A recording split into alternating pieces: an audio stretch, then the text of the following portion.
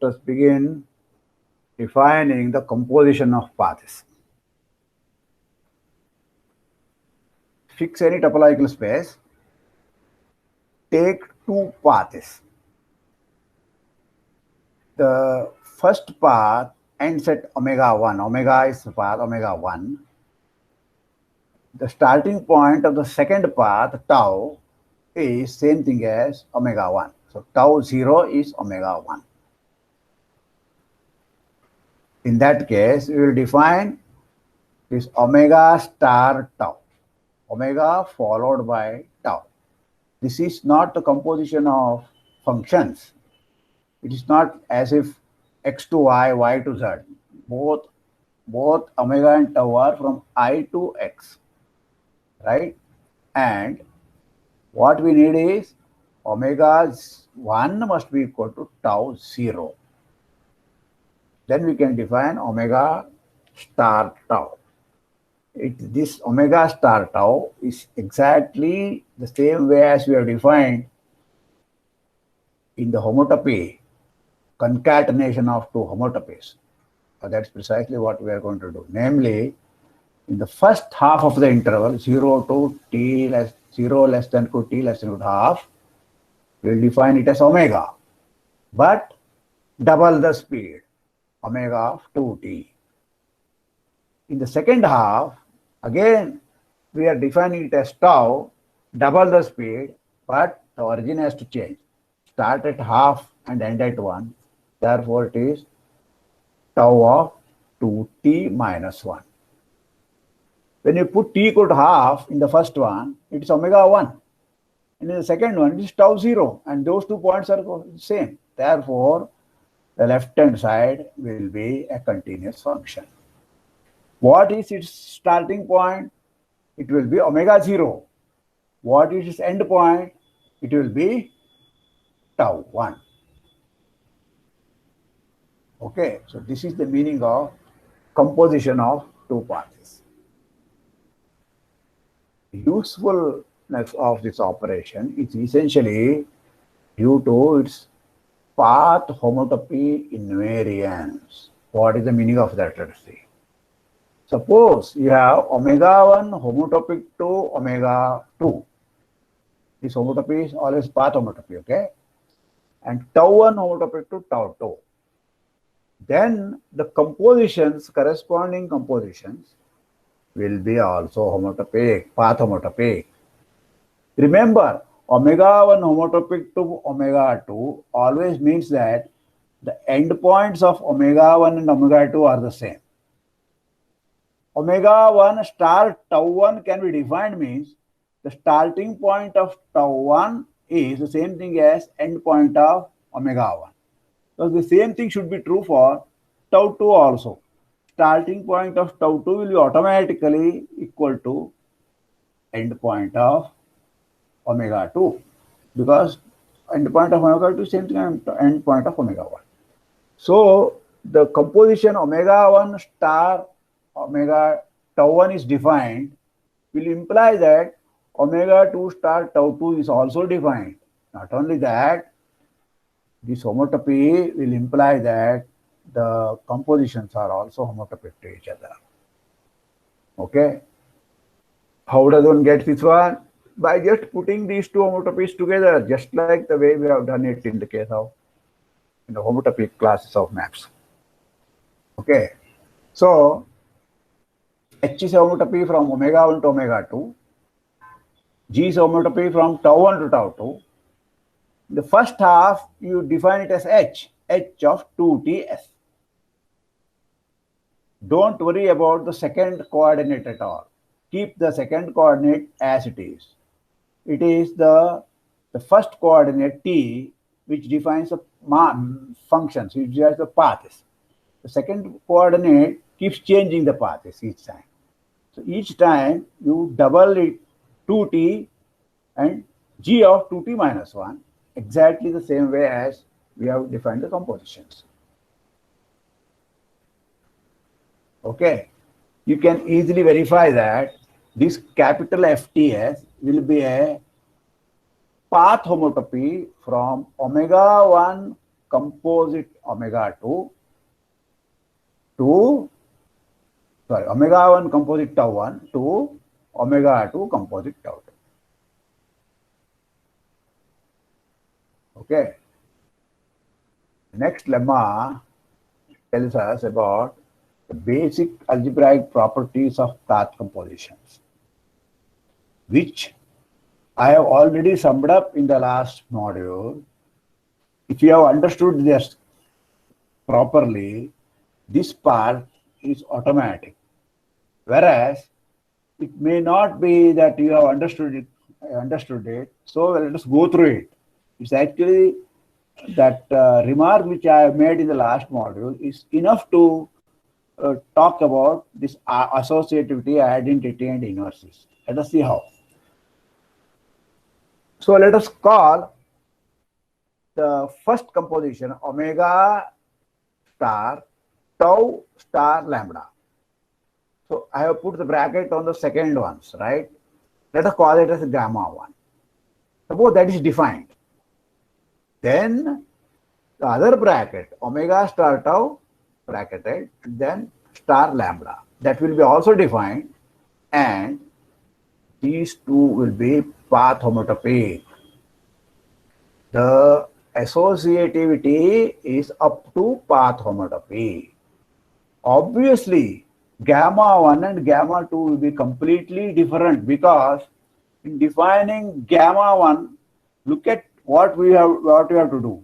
The first half of the interval will be occupied by omega. Then the second half of the interval will be shared between tau and lambda. Whereas in the definition gamma 2, the first half of the interval will be occupied by omega as well as tau, shared between as well as tau, which means only 1/4 of the interval will be omega 1. Therefore, it's obvious that gamma 1 as a function is not equal to gamma 2. But a pleasant surprise is that it is path homotopic to gamma 2. Okay. Similarly, if you compose with the constant path on this side, whatever path you get is path homotopic to the original path. Namely, take any path omega starting at, say, at the point x. Constant path at x you have taken. So I can take omega star CB, where B is the end point. It is homotopic to omega, and omega, it is also CA star omega, where CA is the initial point of omega. A is omega 0 and B is omega 1. So this side is I have composed it with the constant path CA on the left hand side. On the right hand side I have the constant path B. So these are homotopy identities for the operation which is the path composition. Okay. Moreover, the inverse path, the so-called inverse path, namely tracing the same path in the reverse direction, I have denoted it by omega underline, okay, omega underline of t is omega 1 minus t. If you compose it with omega, it will be a constant path at A. If you compose omega bar first and then take omega, then it will be constant path at B. Wherever you start from, go to the other end and come back in the same path, it will be as if you are in the same original point. Okay. So these are the three statements. All of them can be proved, in fact have been proved by one single remark, namely that you can get all of them by different parameterizations. Different parameterizations of the same path. That is why they are path homotopic. Left hand side and right hand side are different parameterizations, except the last one. 3 is somewhat similar, but that is not correct. 1 and 2 are just different parameterizations of the same path. So let us see why.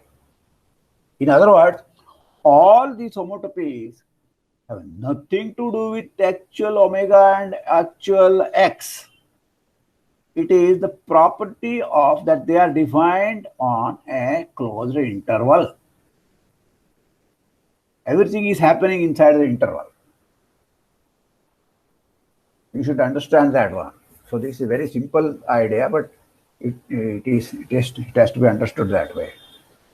So instead of making it like as if some mystery, we will just write it down, the formulas for each of them, and be done with it. Okay, so that is the way many books do it. I also have done it for your sake. Okay, so having explained this part, how it works, okay, so I am going to tell you, I already told you that the first path occupies, omega occupies half the interval, first half the interval, and the second half the interval is shared again between tau and lambda. Okay, so these things we will use and write down the homotopies. So here are clear homotopies have been written down. First, let me tell you how one gets this one. This is the picture. Look at the bottom. In the first, there are three squares here, I cross I cross I cross I. For three different, we have three different statements there. The first one is associativity. Omega star tau, then bracketed star lambda. So this is your gamma 2 perhaps in the notation. At the top, it's omega bracket tau star lambda. Okay, so that is the definition. Tau star lambda you define first, and then compose it with omega on this side. So this is how we get. The first half of the interval will be shared by, will be omega, and the second part will be shared by tau and lambda. So what you do, you join them. This 1/4 to half there, this is half to 3/4 there, and 0 to 1 like that. You join this one. In between homotopies, say at t equal to s, at this point, t equal to s, say s equal to s naught, you have to go not at 1/4. Here you go up to 1/4 for omega, but you go to up to this point by omega, then follow by tau, and then lambda. By the time you come here, instead of 1/4, you will be 1/4 to 1 up to half. You will be taking omega, then tau, and then lambda like this. So this is a picture. What is actually this value, etc., is determined by the intersection of these two lines. That's all. This line is given by some s equal to s naught, and joining some point t naught here to t1 here. Then you have to find out that. Okay. So what you get by doing that is the formula here, this one. I have explained one here. Okay, similarly, the two also. So what I want to do is tell you how this is got. The last one.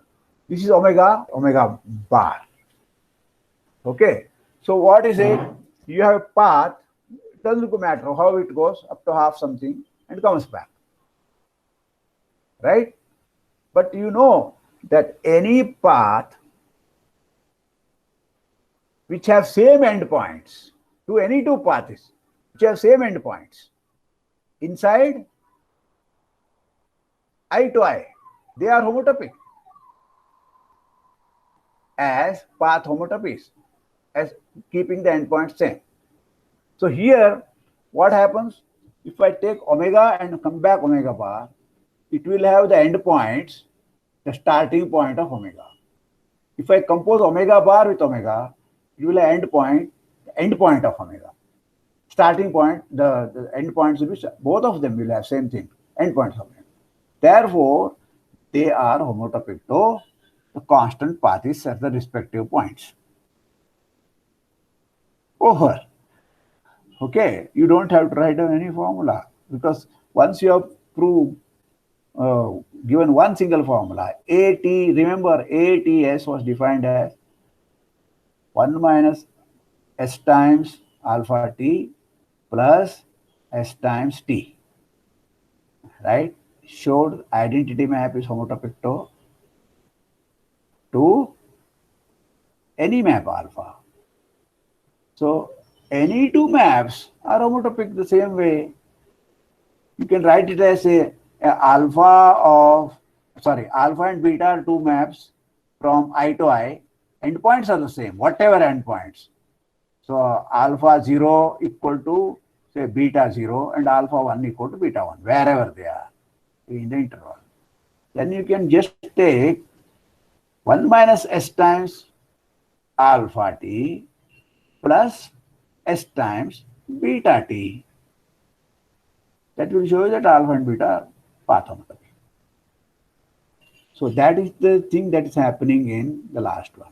If you have difficulties in seeing this way, there are just formulas, you just verify. Okay, how the formulas are obtained? I told you these are the pictures which tell you how to get the formulas. We will have a session in writing down these formulas later on rigorously at another point, not at this point. Well, what we have done here, you can see that S is S less than up to S by 2. This is the function. So here what is happening, let us go back. Look at this one. S equal to S naught, half of this distance, whatever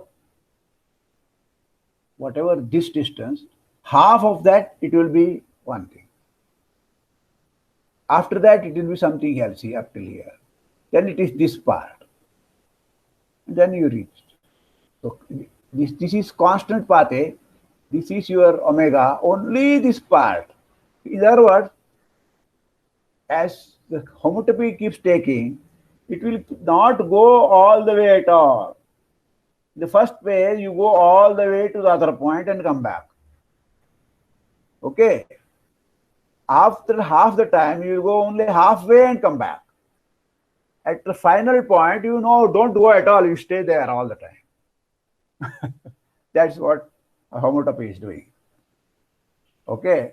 Homotopy of omega composite, omega bar, omega underline is null homotopic, showing that this is how it. All right.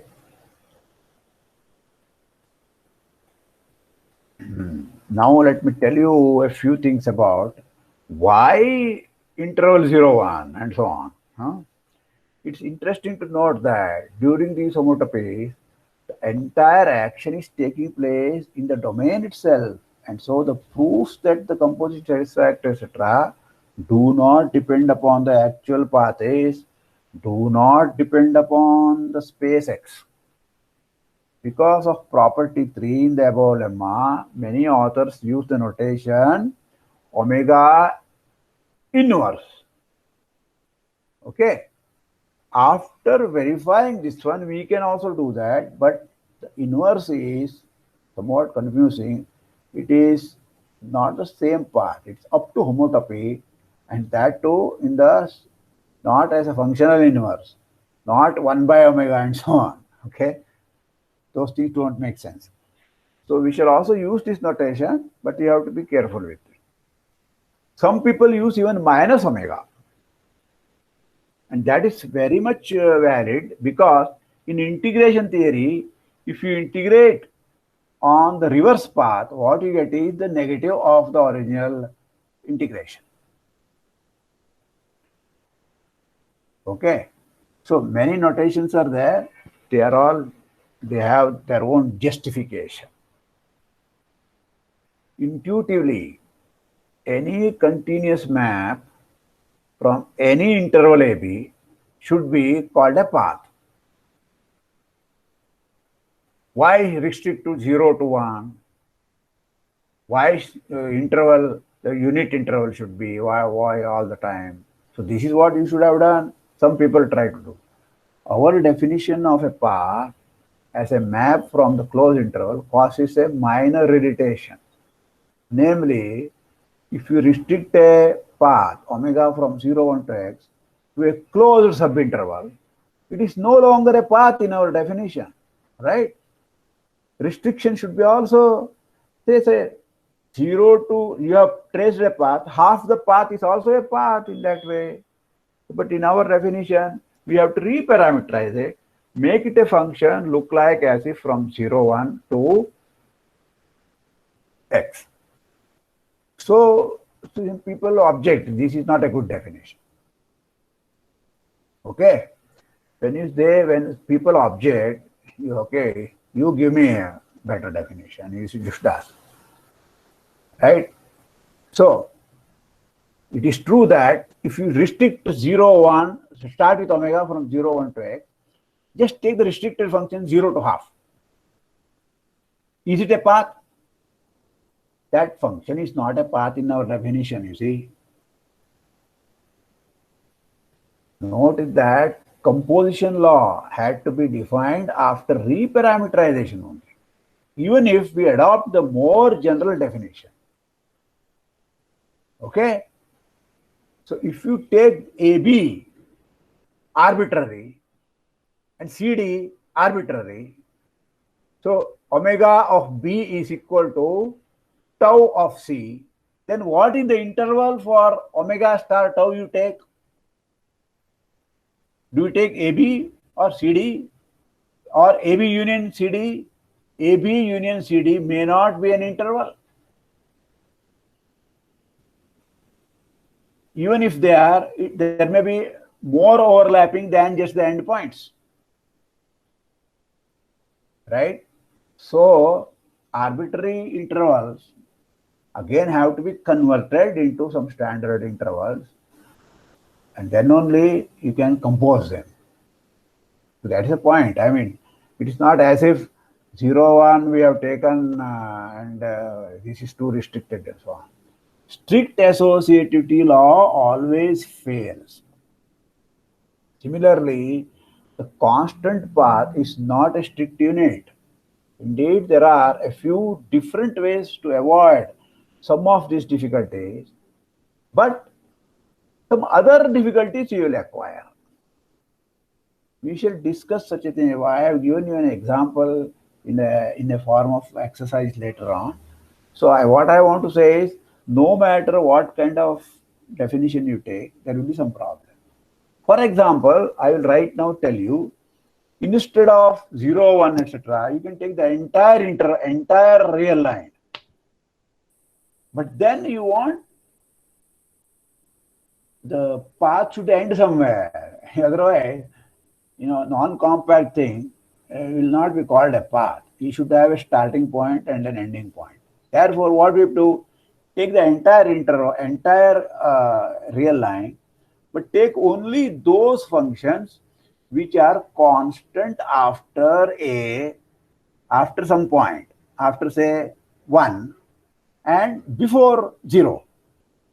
So everything less than 0 will be omega 0.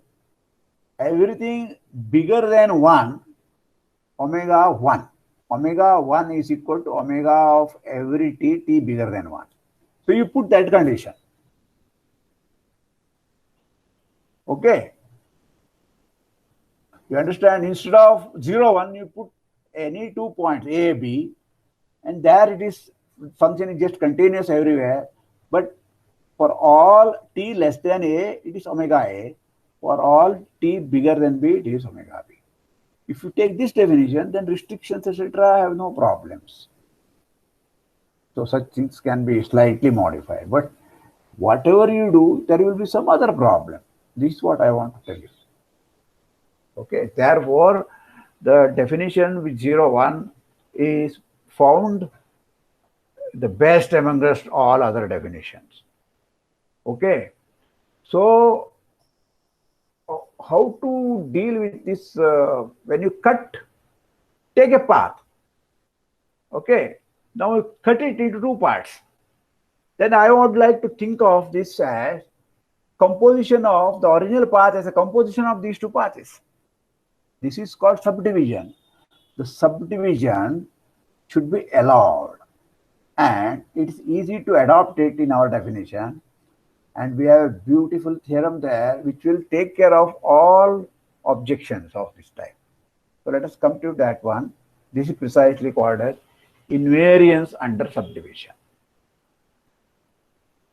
of the homotopy of up to homotopy, what you call as the concatenation or the composition of these things. Namely, take any path 0, 1 to x. Okay. Now you divide it, the interval, some into n parts, 0 less than t1 less than tn less than 1. So this is subdivision. Now you restrict the original path to say gamma 0, 1, 0 t1, t1 to t2, t2 to t3, and so on, gamma 1, gamma 2, gamma n. Take the composition in our sense. You will not get the original path gamma, but what you will get is homotopic to path homotopic to gamma. To prove this one, you have to do it only one single division, namely 0, 1, put a t1 in between, cut it down, reparameterize as these two paths as original as 0, 1 to 0, 1, both of them. Reparameterize and define the composition. What you get is the original path up to homotopy. Absolutely. Okay. Therefore, you can safely say that this, all objections of this kind, half the path, it's a path, fine.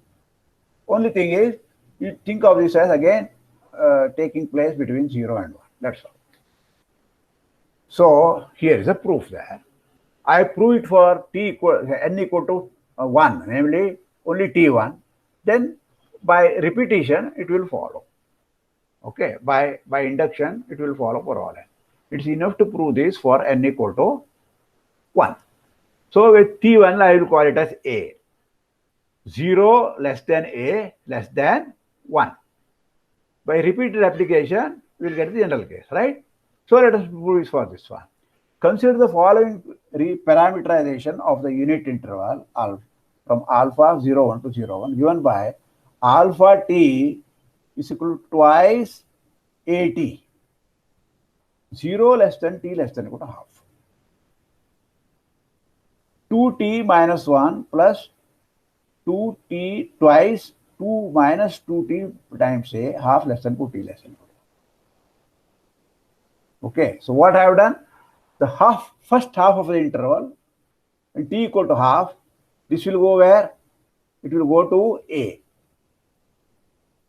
When t is 0, it will go to 0. So half has gone to a, and the 0 goes to 0, half goes to a, and 1 goes to 1. Put t equal to 1, what do you get here? T equal to 1, this is 0, this is 2t minus 1 is 1. So this is a path. So this is a reparameterization of, suppose 0, 1 itself, you think of this identity path, and I am cutting it instead of half, I am cutting it at a. These two are homotopic. Path homotopic is what this alpha t says. Okay. Therefore, once you take this one, gamma restricted to 0 to a, okay, reparameterized by this method, that is the gamma hat I have put, star gamma a to 1 hat is nothing but gamma composite this alpha. Therefore, it is homotopic to path homotopic to gamma itself, because alpha is a reparameterization. So this is the proof of this general theorem, invariance under subdivision. Okay. After this, you must be, you can do all the algebra of composition of these parties smoothly. All right. So now we shall specialize to the case when the endpoints are the same. That we'll do in the next module. Thank you.